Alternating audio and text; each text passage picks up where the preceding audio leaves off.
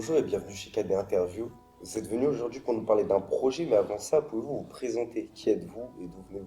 Bonjour, moi c'est Théo, fondateur de Monsieur Sneak avec Enzo. J'ai 22 ans, je suis étudiant à Paris. Nous, on a créé Monsieur Sneak ensemble, on a tout fait ensemble. L'idée de Monsieur Sneak, elle est venue sur un stage. Alors du coup, moi c'est Enzo, j'ai 21 ans. Au niveau de mon parcours, du coup, j'ai fait un BTS NDRC. Par la suite, je me suis directement lancé dans le travail. En parallèle de ça, du coup, avec Théo, on a créé notre entreprise, donc Monsieur Sneak. Parlez-nous un peu de votre projet. Sur le projet Monsieur Sneak, c'est une société de nettoyage de chaussures, du coup. On intervient dans le 76, dans le 27. Le but, en fait, du nettoyage, c'est de pouvoir remettre à neuf toutes les paires de chaussures. De façon à ce que quand ils marchent ou quand ils sont dans la rue, même si leur paire elle est tachée, peu importe la matière, voilà. J'ai quelqu'un qui peut rénover, qui peut nettoyer, qui peut restaurer mes paires de chaussures. De manière écologique, tout simplement. Tu achètes une paire, tu la mets plus, tu la jettes. C'est vraiment de cette manière-là aussi qu'il faut le voir. En plus de l'écologie, si tu as des paires qui te tiennent à cœur, des paires que tu as achetées cher, des paires qu'on t'a offertes, c'est quelque chose qui va être important pour toi, quelqu'un qui est là pour la restaurer, pour la nettoyer. S'il y a des tâches où tu n'arrives pas à les enlever. Et au-delà de ça, ce qui est important aussi, c'est l'aspect financier. C'est-à-dire qu'aujourd'hui, les paires de chaussures, c'est plus les paires d'avant, où avant, on pouvait avoir une paire de chaussures pour 80, 90, 100 euros. Aujourd'hui, quand on voit le prix des paires de chaussures, je prends une base autour de 120 euros minimum, je pense, vraiment. Et quand on voit aujourd'hui que ça peut monter à 200, ça peut monter à 400, ça peut monter à 800, ça peut monter à 1000, à 3000.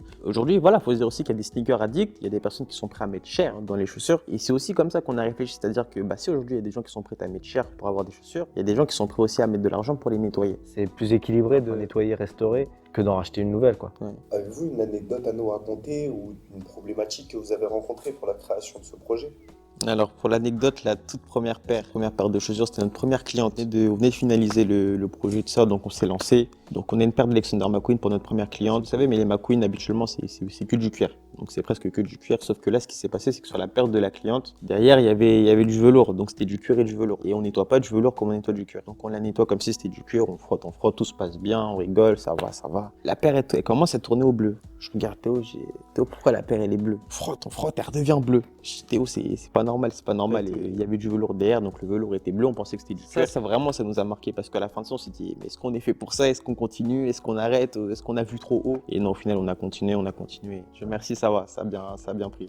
Le pire, là encore, on avait un peu de chance que c'était du cuir. C'est ça. Ça aurait été du tissu, ça veut dire le bleu, il aurait imprégné dans le tissu. Là, on aurait été en galère. Pourquoi avoir choisi Monsieur Sneak et quels sont vos objectifs pour l'année 2024? Pour Monsieur Sneak, parce que déjà, on est des hommes.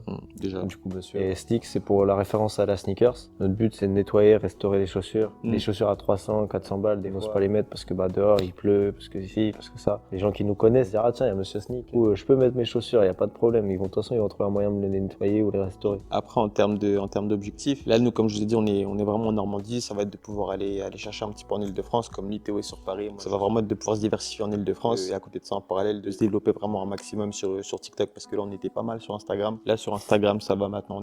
On est en place aujourd'hui. Maintenant, on peut commencer à aller un petit peu sur TikTok. Ça serait vraiment pas mal. Vraiment, en termes d'objectifs, ça va être ça. Consolider les bases. Après, c'est aussi fidéliser les gens. Nous, on essaye souvent de faire des jeux concours pour leur faire gagner des choses. Sachant qu'on a pas mal de contacts, on arrive toujours à faire gagner un truc intéressant. Que ça soit pas juste un nettoyage. Des fois, c'est vraiment essayer de proposer des gains, des lots. Autre que voilà, le nettoyage, ça peut être des places de cinéma, ça peut être faire gagner une paire de chaussures aussi directement. En fait, c'est remercier notre communauté. C'est vraiment eux qui nous ont poussés, qui nous ont lancés dès le début parce que malheureusement, s'il n'y a pas de public, il n'y a pas de projet. Faut se dire les choses aussi. Donc si on en est là aujourd'hui, si ça marche bien, si l'entreprise est, entre guillemets, elle commence à prendre forme correctement, c'est parce qu'il y a eu du monde qui nous a poussés. C'est aussi pouvoir leur dire merci. C'est que du bénéfice pour eux. C'est ça. Que pensez-vous de l'entrepreneuriat?